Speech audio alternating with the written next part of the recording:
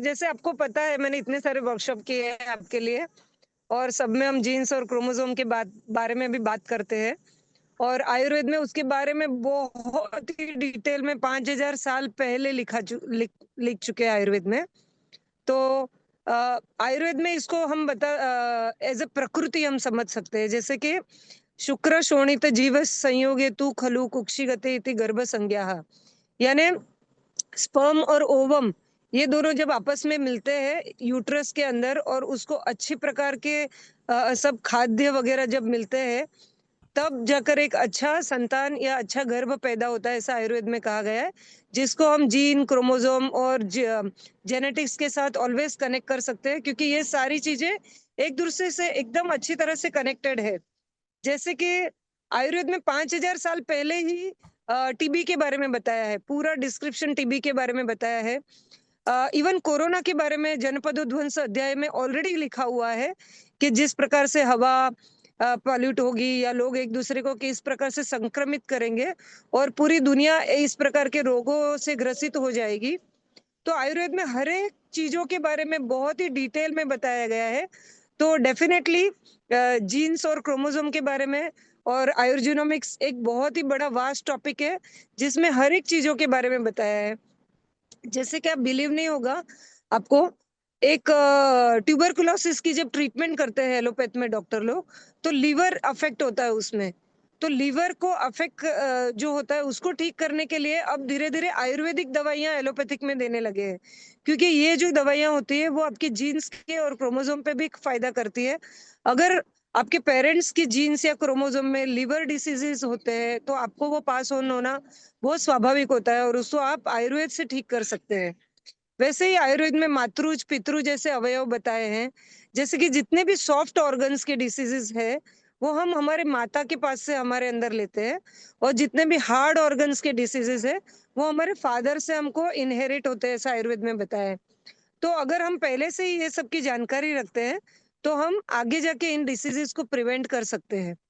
और जैसे कि आपके जितने भी नए स्टूडेंट्स बने हैं उनको मैं बताना चाहूंगी कि आयुर्वेद में 5000 साल पहले ही बताया है कि आप अच्छे चिकित्सक या अच्छे डॉक्टर बनने के लिए आपके अंदर कौन कौन से गुण होने चाहिए। तो उसमें बहुत सारे गुण में एक गुण ऐसा है कि आप दक्ष होने चाहिए, आप एकदम एक्सपर्ट होने चाहिए, आपको अच्छा नॉलेज होना चाहिए। आप जो कर रहे हैं उसके बारे में आपको प्रैक्टिकल एक्सपीरियंस भी होना चाहिए।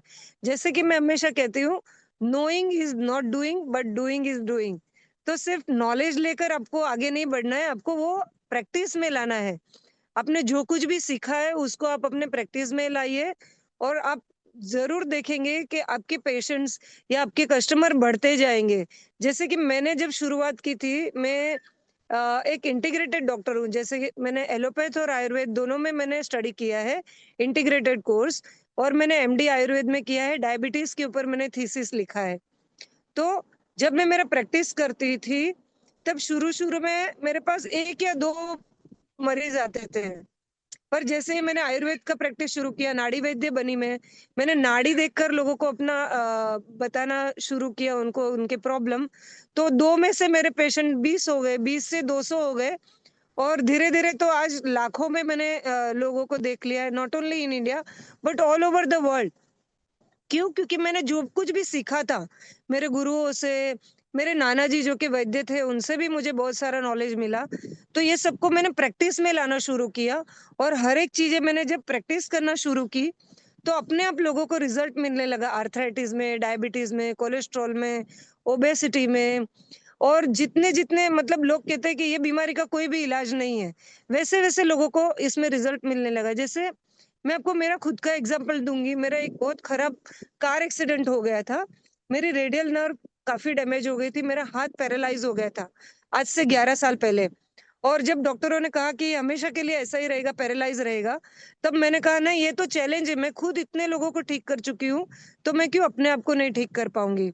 तब मैंने पूरी तरह से मेरा आयुर्वेदिक डाइट, लाइफस्टाइल, पंचकर्म ये सब किया, और विद इन 8 to 9 मंथ्स मेरा हाथ पूरी तरह से रिपेयर हो गया।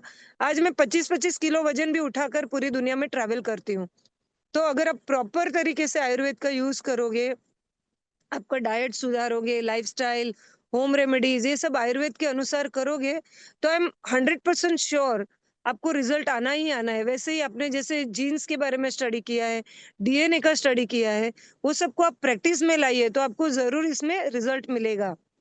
और आपने देखा होगा बहुत सारे इनफर्टिलिटी कपल्स मेरे पास है, जिन्होंने 4-4, 5-5 आईवीएफ करने के बाद भी वो फेल हो गए हैं, उनको रिजल्ट नहीं मिला है, 15 साल हो गए शादी को, उनको बच्चे नहीं होते हैं। वैसे लोगों को भी मेरी दवाइयों से रिजल्ट मिलता है। आज मेरा खुद का एग्ज़ाम्पल शेयर करूँगी। मेरी शादी हुई एट द एज ऑफ 44 और एट द एज ऑफ 46 मैं अमेरिका में आई मेरे हस्बैंड के पास and I conceived at the age of 47 which is almost a miracle और आज मेरा बेटा जो है वो 3 साल का है। तो ऐसे ही बहुत सारे मेरे पास मिरेकुलस रिजल्ट्स है। तो ऐसे ही रिजल्ट्स अगर आप भी पाना चाहते हो तो आप जो भी सीखते हो उसको आप प्रैक्टिस में लाओ और आई एम डेफिनेटली श्योर आप सब सक्सेस करोगे और आपको बहुत ही अच्छा प्राउड महसूस होगा कि आपने इतना अच्छा स्टडी किया है। और आपको कभी भी मेरा गाइडेंस की ज़रूरत पड़े तो आप हमेशा मुझे कांटेक्ट कर सकते हो। और मेरे बहुत सारे वीडियोज़ हैं यूट्यूब पे स्टैन सर के साथ भी है और मेरी खुद की भी यूट्यूब चैनल है डॉक्टर सुमिता प्रजापति।